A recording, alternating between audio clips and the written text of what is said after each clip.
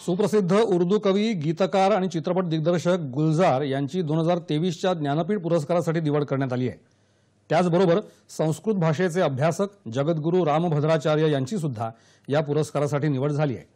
हा 58वा ज्ञानपीठ पुरस्कार असून ज्ञानपीठ निवड समितीने या नावांची आज घोषणा केली।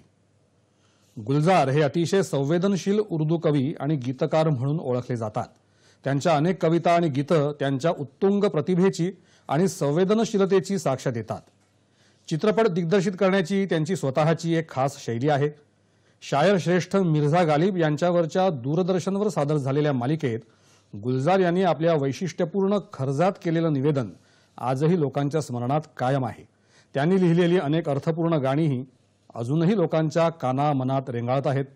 त्यांना आज जाहीर झालेला ज्ञानपीठ पुरस्कार म्हणजे त्यांच्या आजवरच्या कामगिरीचा यथार्थ गौरव आहे।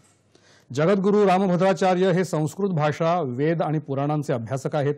चित्रकूटमधील तुलसी पीठाचे ते संस्थापक असून प्रसिद्ध हिंदू आध्यात्मिक गुरु, शिक्षक आणि 100हून जास्त पुस्तकांचे ते लेखक आहेत।